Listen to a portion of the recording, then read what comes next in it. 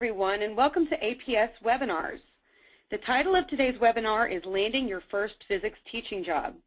I'm Crystal Bailey, and I'll be your host for today's broadcast. Thank you all so much for joining us. APS Webinars are brought to you as a service of the American Physical Society, connecting you with the expertise of individuals who can offer insight into physics careers, educational programs, and professional development for students, working physicists, and educators. Today's presentation features Mark Rife and B. Lippitt and will be moderated by Jacob Clark Wickenstaff. Our speakers today will be discussing the best strategies for recently licensed high school physics teachers to land their first teaching job. After Mark and B finish the presentation, the remainder of the program will belong to you for our question and answer session. Because of the number of people attending this webinar, we are only accepting text questions. So if you would like to ask a question, please type it into the questions panel located on the right side of your screen, and we will address it during the Q&A portion of the broadcast. You may ask a question at any time during the broadcast. We will do our best to cover all the questions you submit, but do want to apologize if we're unable to cover everything. Finally, a link to the recording of today's presentation will be emailed to you after today's event. We encourage you to complete the survey upon exiting so that APS Webinars can improve its ability to provide you with these valuable services. And so with that, let's get started. Our moderator today is Jacob Wickenstaff. After 5 years teaching high school physics in the Central Valley of California, Jacob earned a PhD in science education from the University of California, Davis, and worked with Wendell Potter on a reformed physics course for his dissertation.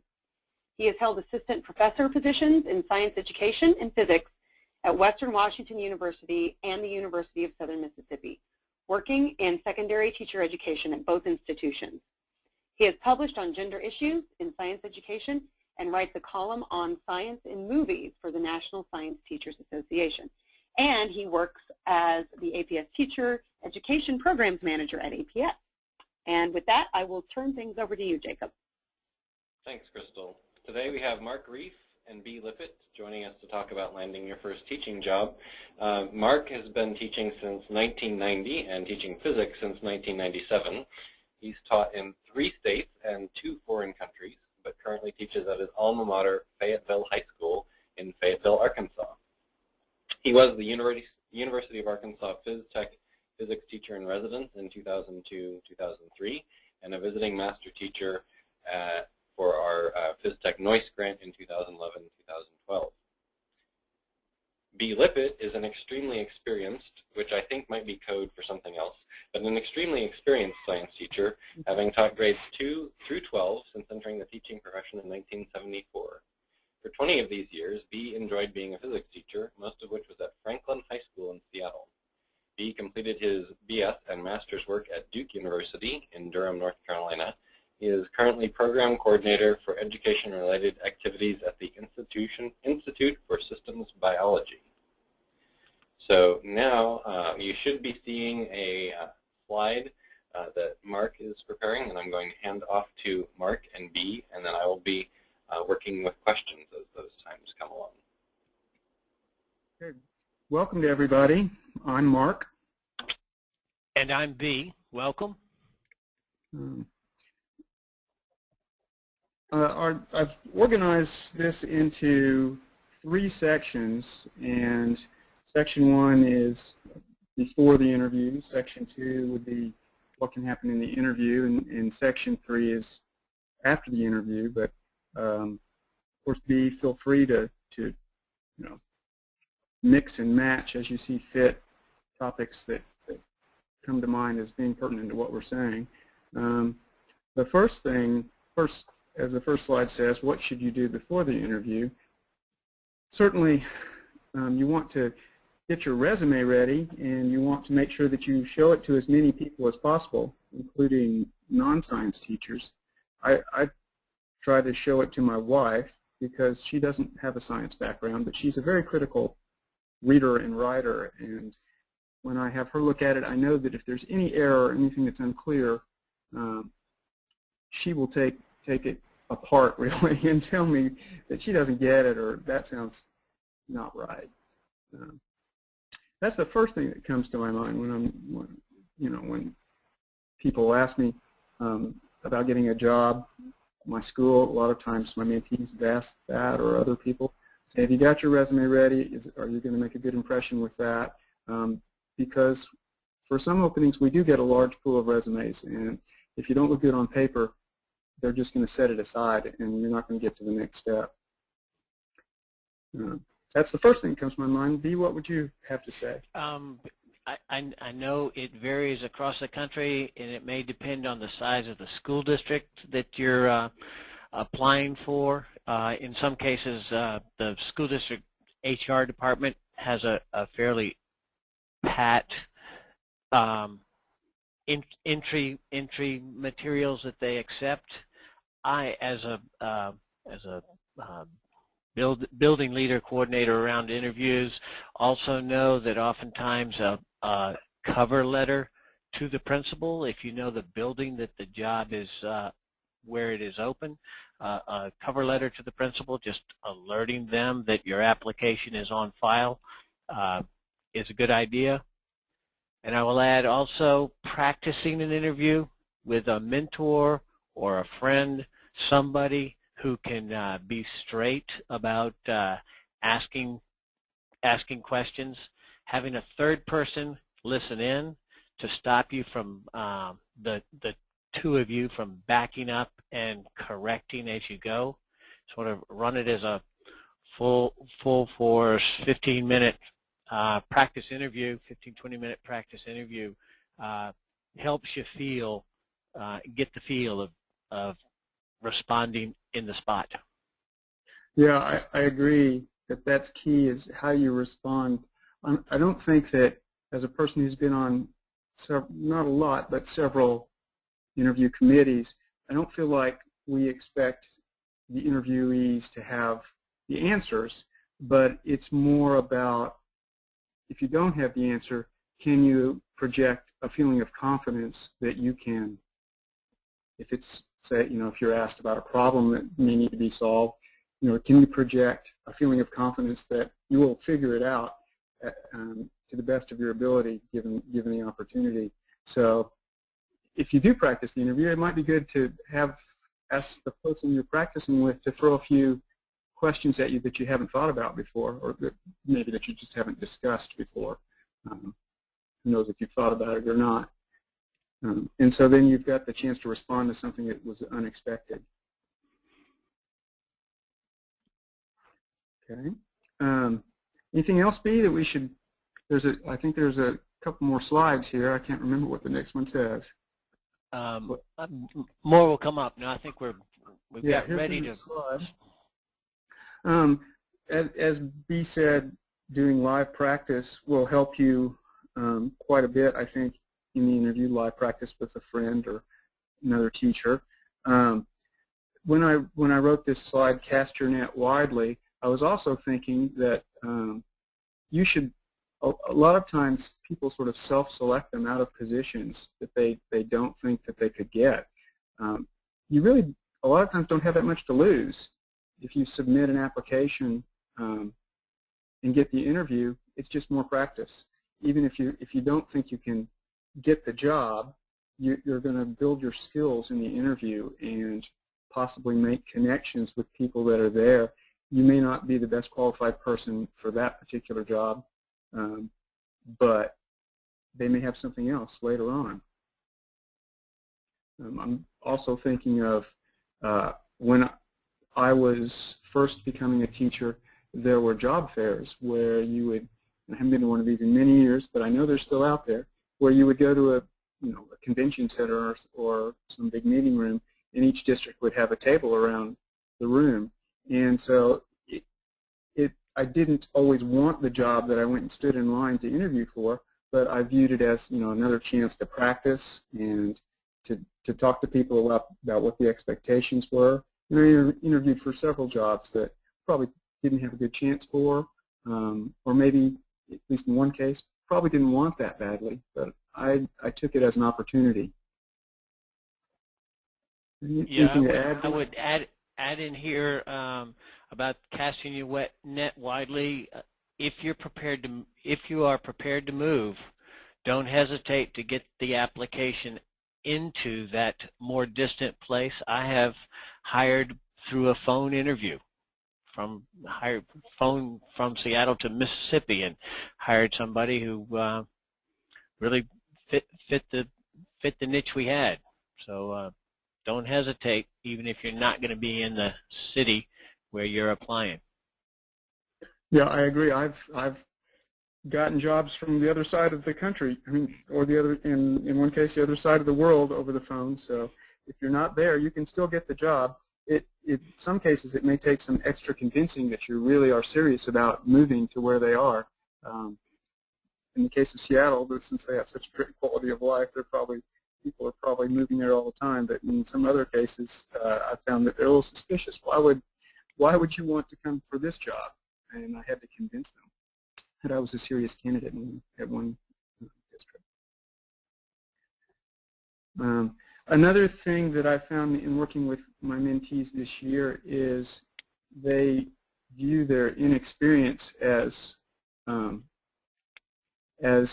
sort of counting them out for a lot of things in some cases, I'd say.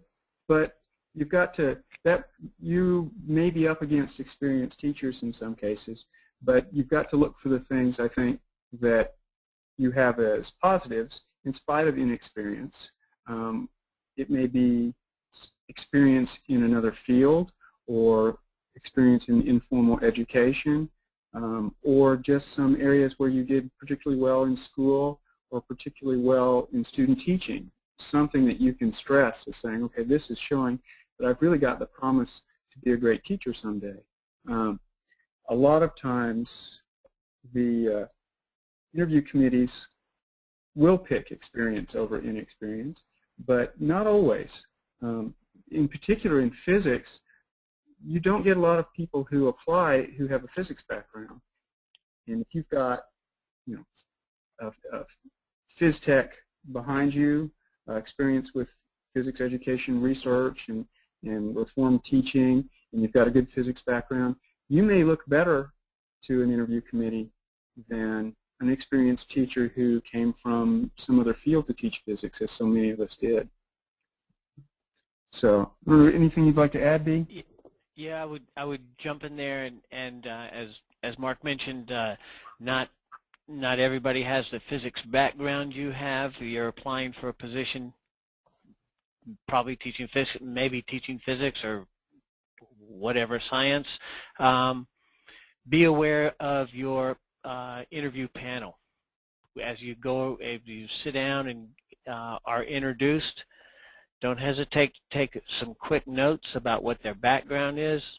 Part of what they may be interested in is that you can translate your physics knowledge to a comfortable high school student who does not plan on being a physicist or an engineer. So that be prepared to speak to the language arts teacher, the administrator who majored in history. Make your interest in the subject come alive for them also. Okay, yeah, I agree. That sounds great. Enthusiasm is a big selling point, whether or not you have experience. Let's go to the next point. Another thing is, I would say, don't be shy about who you ask to be your references. Anybody who's seen you teach and you felt like knows you as a teacher could be your primary references, but secondary references could be, there's a wide variety of people who've interacted with you in various professional or informal circumstances and who have an impression of you as a teacher. And ask those people. I've had conversations with a few of the people I advise, and they were hesitant to ask a professor, for instance, to be a reference because they hadn't seen them teach, but they had interacted with that person in a lot of different ways, and that person I felt could give a really good picture of them as, you know, an academic person and as a responsible individual, and would push for them. So go ahead and use those people as you can. And if you've got more than one person who's seen you teach in other circumstances, or seen you present in other circumstances, at a professional meeting or something like that, you know, it doesn't hurt to put that down, or that person down as a reference, or maybe mention it in your cover letter. As B said, the cover letter is important. People do read those, and you know, whatever you can put in there that gets their attention will help you get the interview. Would you like to add, B? Yep, I'll come in and my, again, experience with HR departments is a certain limit on the number of references as far as a written letter, but you can put down additional names. If there are not that many people who have observed you teach, then consider someone who's aware of your working with young learners in some other capacity, who can speak to how you engage with youngsters. It can be pretty supportive. Yeah, I think in a lot of cases, people are applying now through a web page, and often there is a little box at the end that lets you add just generic comments, and that might be the place where you can work such things in if they didn't make their way into the other parts of the application. Okay. And I would say as part of getting yourself in there is, it's okay. Sometimes people are hesitant to contact multiple times. As long as you're polite and you're just sincerely expressing your interest, and you're, you know, I would say be a little pushy. HR departments in particular can tend to be dismissive, especially I found in big districts where they get a lot of applications. They will tell you that they don't need you, maybe not in so many words, but they will communicate that message to you. And they don't, often the people you're talking to don't really know what they need. I've been in a situation where 70 people applied for a job, but only 2 of them, including myself, were actually qualified to teach physics, and I was told that they didn't need my application. But when I actually got to talk to the people who knew how many were qualified to teach physics in the pool, they said, "Oh yeah, we really want your application." Okay. Anything to add, B? Yeah, well, just that point is well made, Mark. Just to reiterate that there are some gatekeepers who just think about the number of applications and the amount of paper, and then there are others who know that they're looking for some particular skills, and those who know the skills they're looking for aren't always the gatekeeper. So go ahead and get your application in. I'm going to jump in here for very quickly and ask a question that's come in. Do you have specific advice on how to find out about more job opportunities, events to go to or conferences to go to, or things like that? Yeah, I would say I'm in Arkansas, and we have a state science listserv.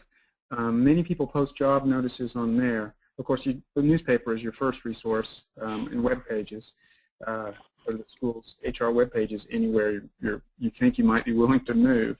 And then I would say get on the listserv. In any listserv, there's several physics teaching listservs. The AP Physics listserv also has job notices posted there. The Modeling Physics listserv has job notices posted there.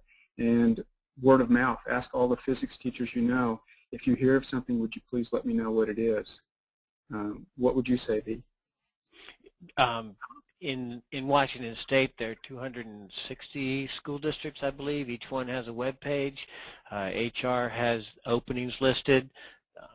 That's, you know, the near place to know where things are happening, and checking back consistently, because the opening shows up, It's listed for about 2 weeks, and then it shuts back down again. So it's a constant looking for the opportunity to apply. And maybe I'll just slip in here an awareness that some schools, school districts at this point in the school year have openings, but they're not advertising them, and they wait until the fall. Things change in the fall. September, October are not unusual times to see openings show up. Yeah, I agree. There's often another round of, a smaller round of openings, but they're there in the fall. We've hired several people right before school started, unfortunately, because you don't get a very good pool of applicants then. So if you haven't found a job by that point, you should, as a physics teacher, be a very strong candidate for any physics openings that are there, because there won't be a lot of physics teachers out at that time. And I think we're at about the time to move on to our next section. Okay. So I have on this slide just a series of questions that I know have been asked in interviews, and also that people have told me they have been asked in interviews. Really, I think that most interview committees don't have any kind of specific answer in mind. They're more impressed with what level of confidence you show, and do you appear to have an answer, a solution process for each of these questions, each of the questions that they ask you, I should say.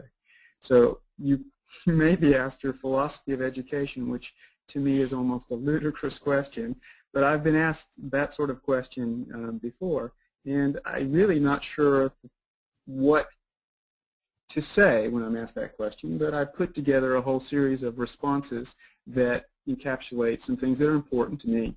Of course, science content, dealing with kids and people fairly and as individuals, and teaching with, which is important to me, teaching with inquiry and looking always to refine and get the best lesson possible for each subject, each class, each group of individual students, and sort of string that together into something that sounds good, and it's always seemed good enough. And I think that's sort of my philosophy for all the questions that I might be asked in an interview or that I might ask a candidate. B, would you like to say something? Well, I'll add in here, invariably they're looking for some passion. You care, you want to be there. It's not just a job, and it's a passion for young learners. Less so a passion for the content area. Certainly they want to know that you're competent, but your phys tech connection, your physics training says a lot about that, that you care about young learners, how you understand young learners, and the learning process is important. So a display of confidence, humble confidence. You don't have all the answers, but you know how to seek answers, that you're still learning. Some indication of team playing experience, how you've collaborated with something else, is another teacher or a group of teachers is a good thing to get on the table.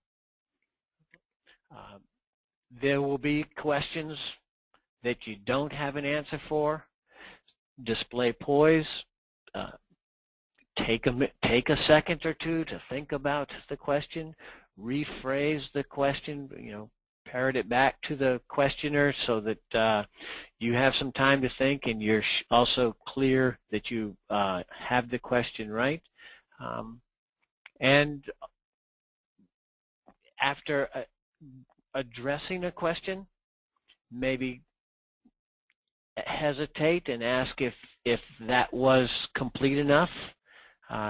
You are trying to address their questions, and sometimes you'll go in a tangent that is appropriate, but they also have something else in mind. Give them a chance to re-ask. So here are a couple of quite practical questions. One is, how should an interviewee be dressed for the interview experiences? Is a suit the right thing to do, or what do you think is the? That's just, I guess, for male candidates. But they're for female candidates as well. What do you think the best thing is for candidates to wear? I would say education is a bit more casual than probably some other fields, but a suit is not inappropriate as long as you're comfortable wearing it. In my interviews this morning, we did have a candidate show up in a suit, and we were dressed much more casually than the candidate, but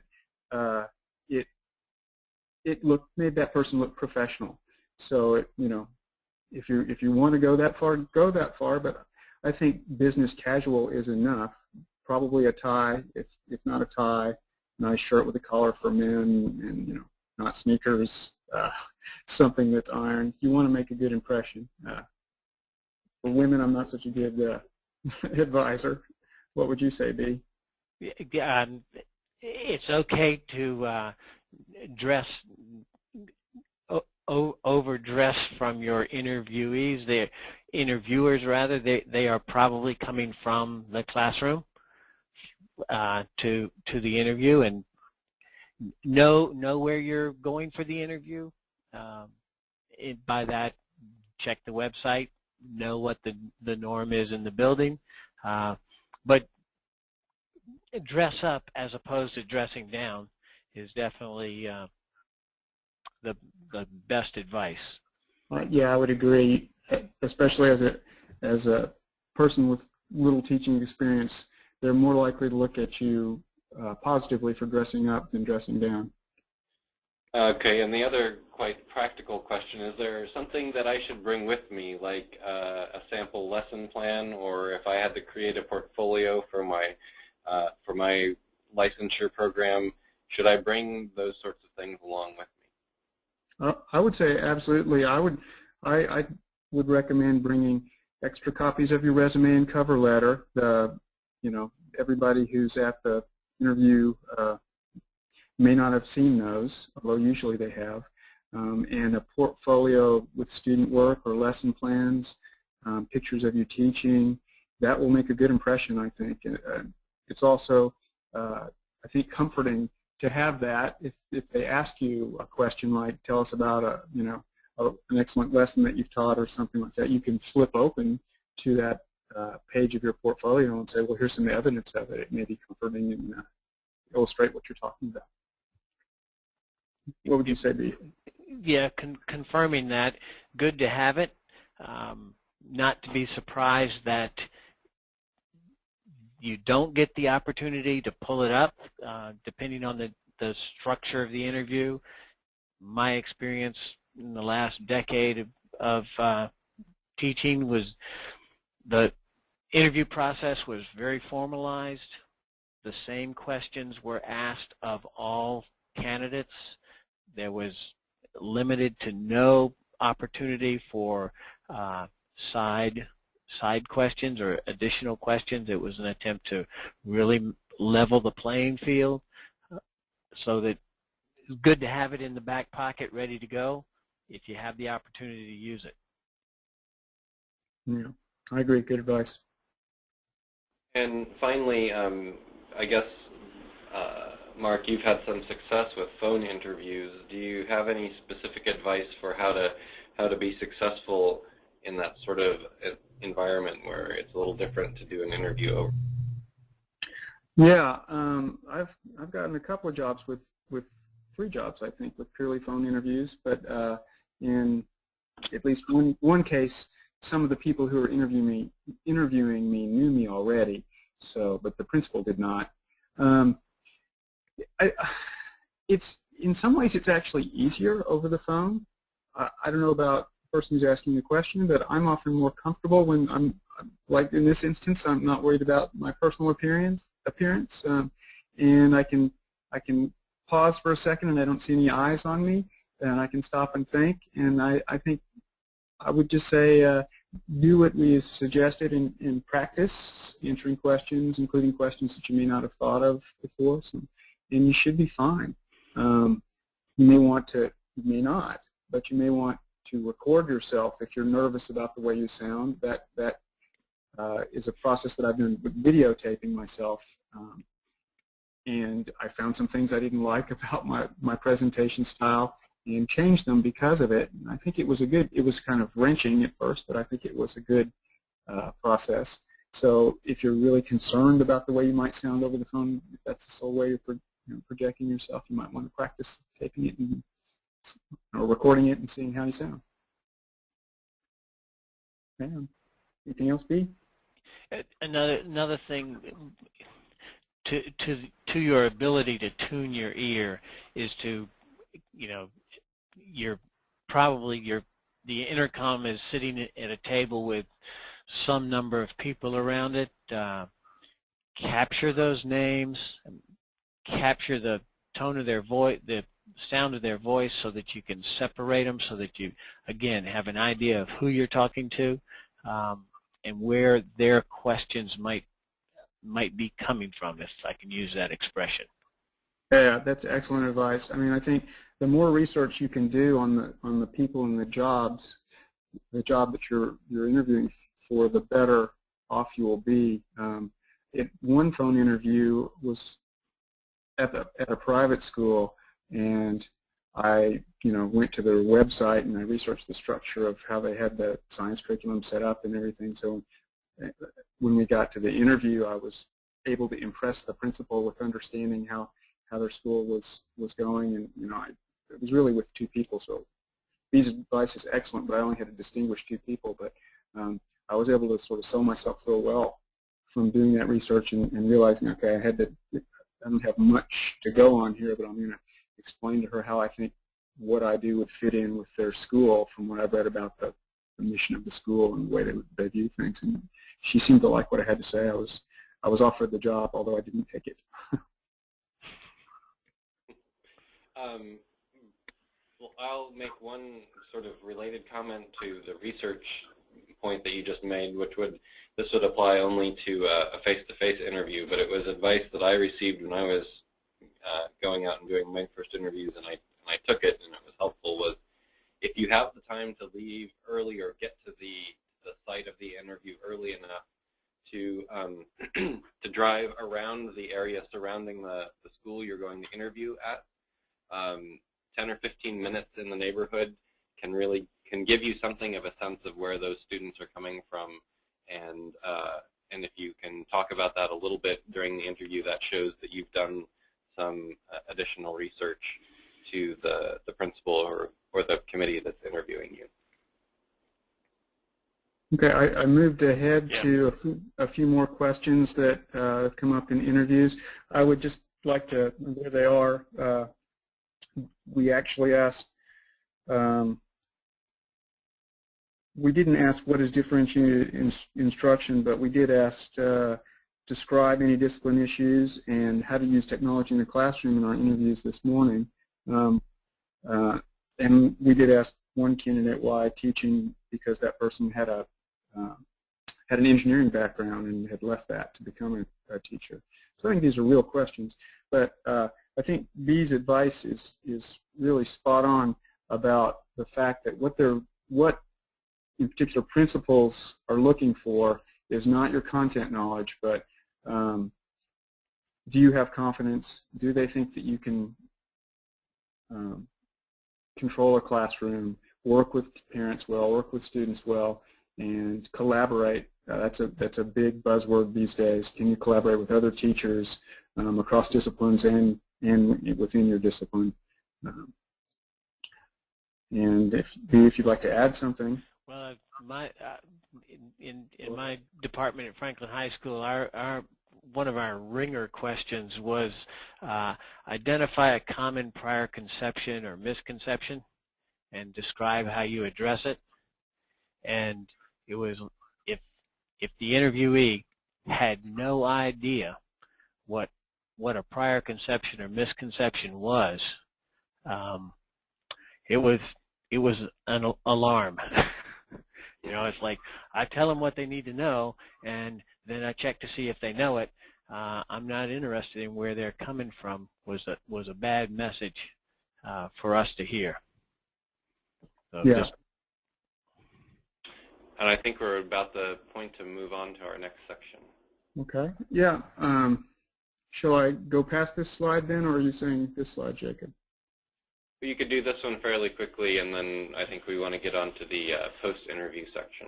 Yeah, I think we already touched on this a little bit, but it's, make sure that you may want to write these down and have them with you if you have some questions that you want to be sure to ask them.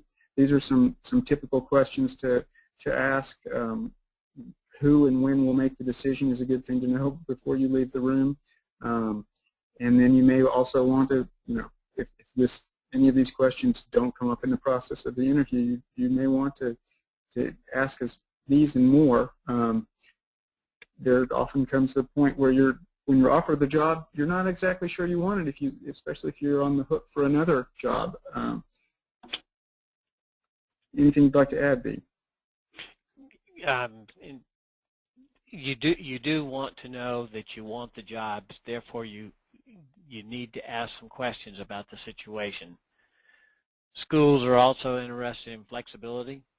They think they know at this point what they're hiring for, but things change. Demographics change even in the months of the summer. It is okay to be clear about what you can't teach or won't teach. Might as well, if it comes up and you're not willing to teach it, you've got to be clear about that. Yep, I think I'll stop there. Okay, well, let's go forward then. Yeah, you sort of touched on this. I think that in some cases they will come back and offer you a different position. So if you're only going to teach physics and you know that, you may want to be clear on that. If you're willing to try other things, many candidates are at the beginning of their career, then you may mention that in the interview. By the way, if this works into some chemistry, I enjoyed teaching chemistry in my student teaching, and I'd be interested in doing that as well. Or I really have a goal of teaching AP Physics at some time. I hope that this may someday work into that. It's not a bad idea to mention such things. Anything else, B? No, I think I touched on this in my last comment, so I won't reiterate. I think you did. Okay, well, let's go forward then. This is, I think, actually, one of my mentees mentioned this, that her husband had told her to use this in interviews, and she found it helpful. And I think this is just good advice for any kind of situation, really. She called it the STAR method. Make sure when you're asked a question or asked to comment on something that you're clear about the situation, the task that you're discussing, the approach that you'd use to get to some resolution for the situation, and what you'd expect the result to be. So I think it's just a good general rule of thumb for this situation. So now in section 3, what you do afterward, what should you do after the interview, and what can you do next? So I think it would be important for you to have thought through what you'll do if they do offer. Suppose you interviewed for physics and they may come back and say, well, we don't want to offer you our physics position, but we are willing to offer you 9th grade physical science and 2 sections of chemistry. Are you prepared to take that? If you can think through what you would do, or if you're interviewing at a big district and you think that this happens often, you think that you may have a job at a choice school and the HR comes back and says, well, that went to somebody else. Would you like to interview at this school in a tough neighborhood? Or I'm going to send you to interview at this school in a tough neighborhood. I think you should be ready for that, and just sort of thought through what your feelings are on this as much as you can. What would you say, B? Yeah, I've said before, know what you will and won't teach, can and can't teach. Don't present yourself as willing to do anything and everything. but landing that first job is important and valuable, and so the opportunity to be in a classroom is better than not being in a classroom. I agree. My first job was actually teaching middle school, and that was a difficult job. I'm not a very good middle school person, I don't think, but I stuck with it for 4.5 years. I don't know if it came around again and I was in that position, if I would have done it. By the end of it, I decided I was such a bad fit for teaching that I left teaching for a few years. Even though I'd had some pretty good success as a middle school teacher, it just didn't seem like it was for me at that point. And then I came back as a high school teacher and found that I was actually pretty comfortable with it. But it wasn't a bad fit. I just had perhaps taken the wrong job for me at that time. Here's a question for the interview follow-up. That is, should I make a follow-up call to the principal or the interview committee, or should I write a note or send an email?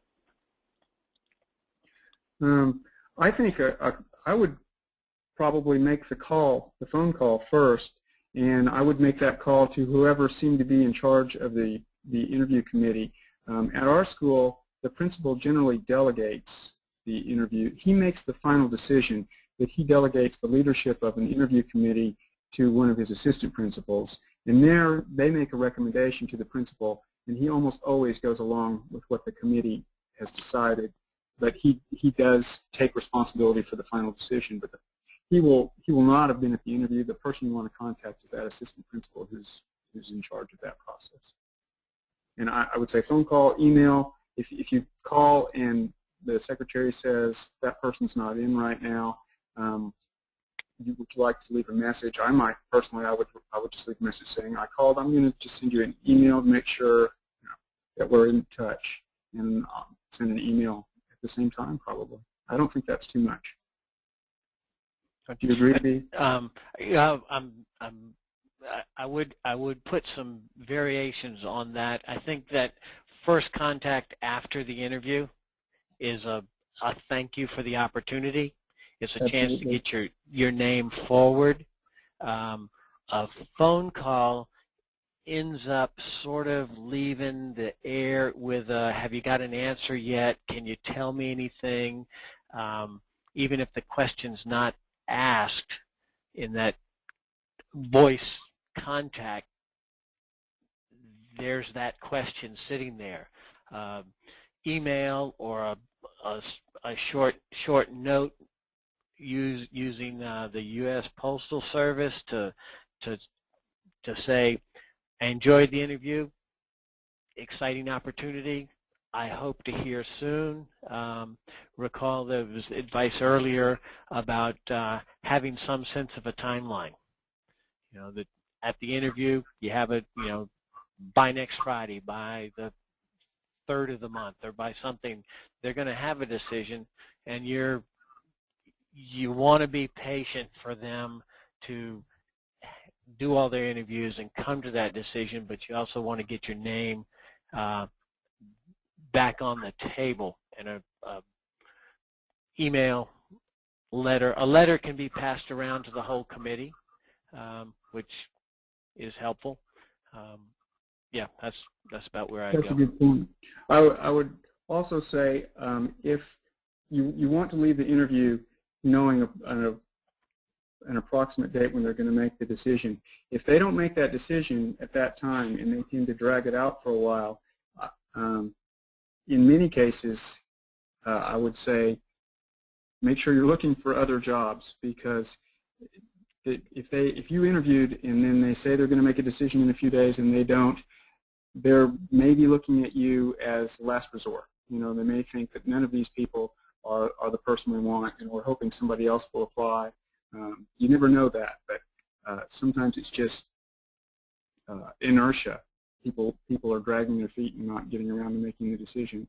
But sometimes that's the case, and so don't sit back and wait for that one job, and go ahead and be looking at others.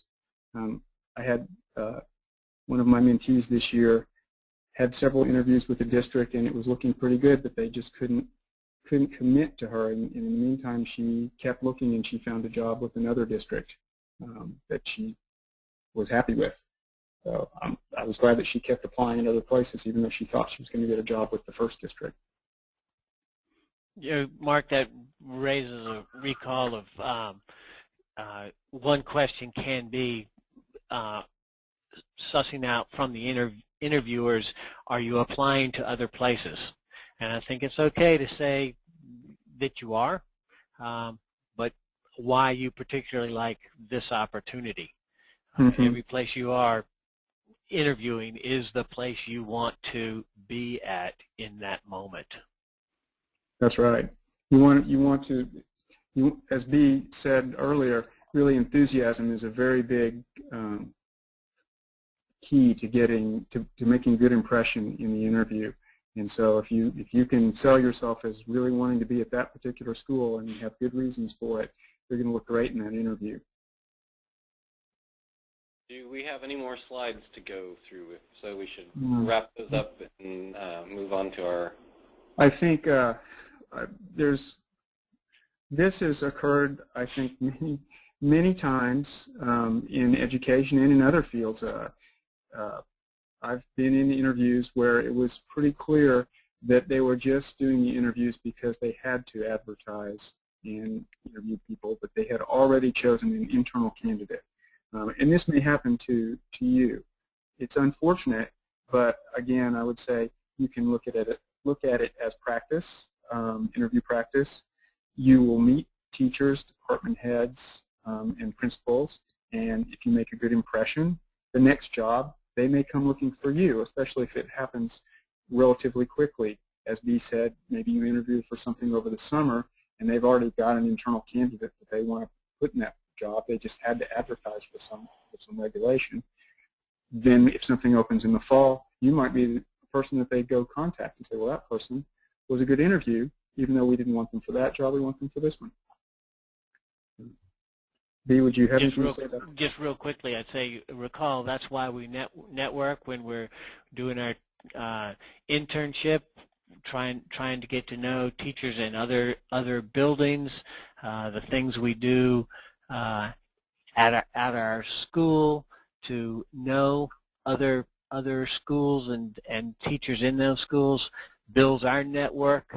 Lo and behold, then we're the inside candidate because people know us.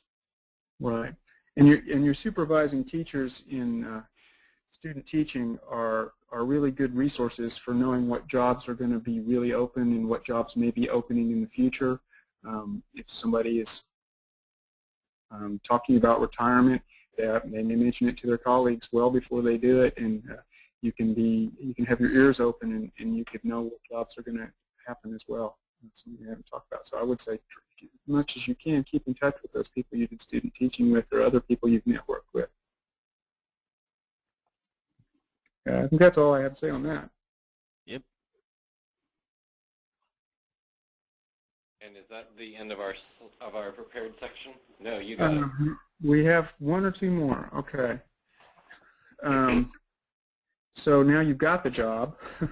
How do you get ready as a beginning teacher? That can be pretty difficult, I think, a very difficult time knowing that you've got to face 100, 150 kids in the fall, and you've never been entirely responsible for for a year's education before. So you want to get in touch with people. You want to get in touch with the department head, the principal, and say, can I get a key? Can I get in my room? Can you put me in touch with other people teaching the same things? Can you get me a copy of textbooks? Can you get me a copy of the curriculum?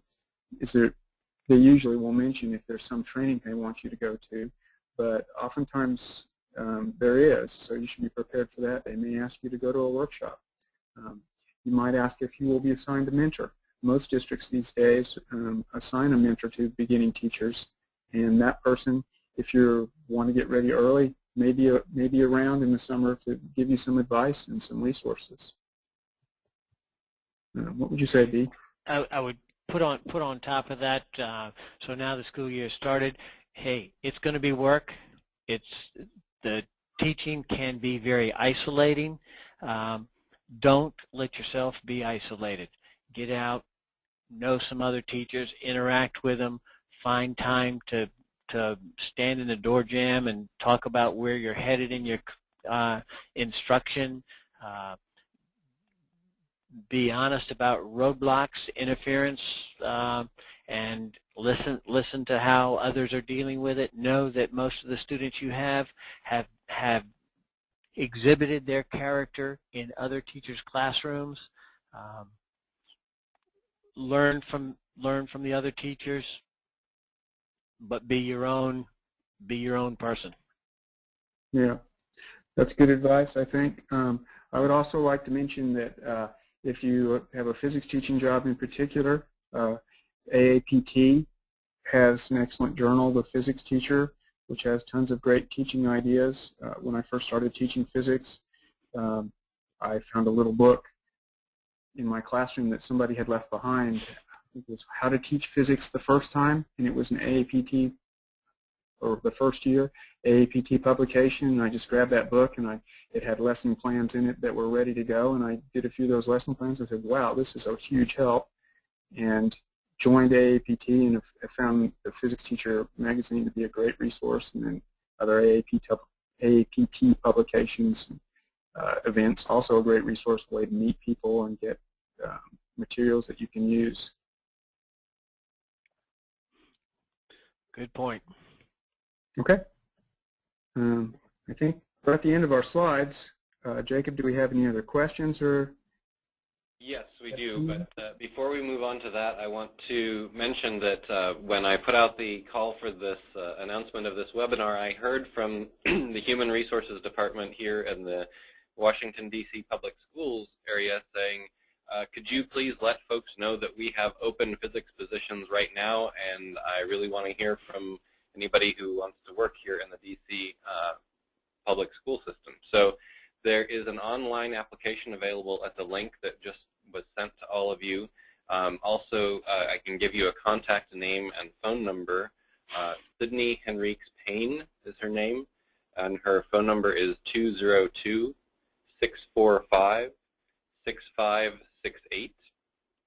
202-645-6568. So if you're in the region, willing to move to the area to teach physics here in the DC metro area, there are open positions right now, and they're looking for folks. To go to a question from another question from our participants, what are your views on hiring or interviewing a candidate who was a physics or chemistry teacher before but became a college science teacher, faculty member, but is now interested in returning to the high school classroom? You know, I've met a number of people who were college teachers and became high school teachers, and some of them are really excellent. And I think the key there is going to be selling yourself to a principal. I mean, obviously, most people who have that background have the content and are really content people. Principals are suspicious that your expectations are going to be too high. Your expectations of the student and the facilities and the job. Working conditions are, in general, not as nice in public schools or even in private schools as they are in many universities and colleges.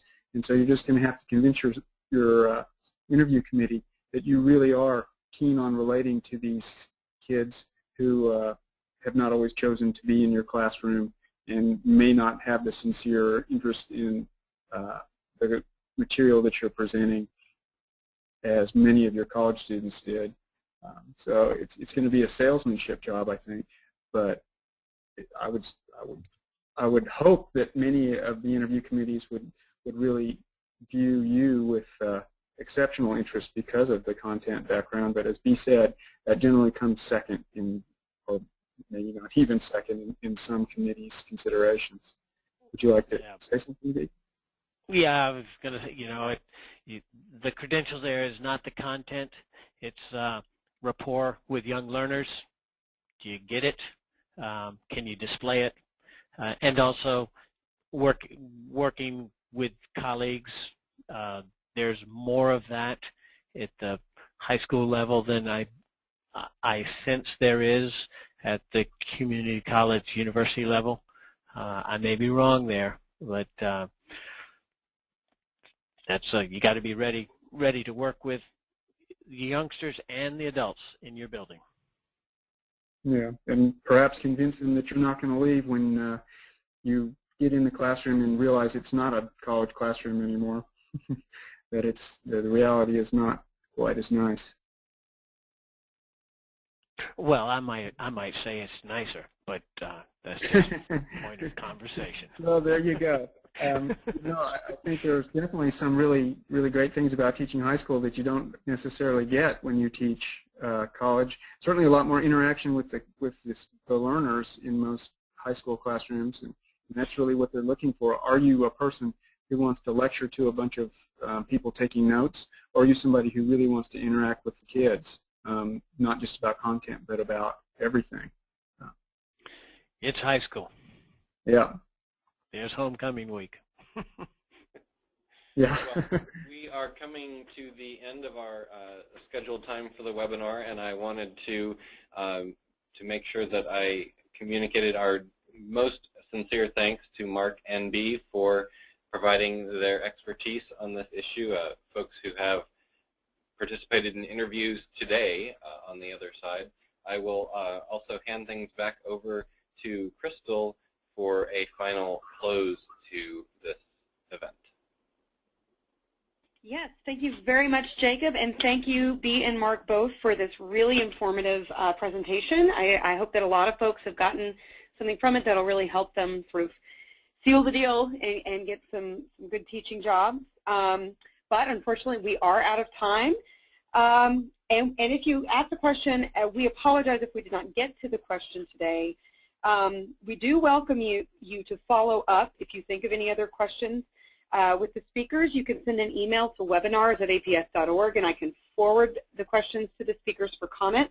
Furthermore, as you can see on the screen, Mark and Bea have provided their email addresses if you want to get in touch with them directly. Slides of today's presentation will be made available on the main webinar page where you clicked on the link to register, and you should be directed to that at the end of today's broadcast. Also, a recording of today's webinar will appear on the same page, the webinar page, but we do ask that you please allow 24 hours for upload. You will also receive an email from us containing a link to the recording of today's presentation. Lastly, in order to help us continue to develop quality webinar presentations, please help us by taking a moment to complete the short survey as you exit the webinar today.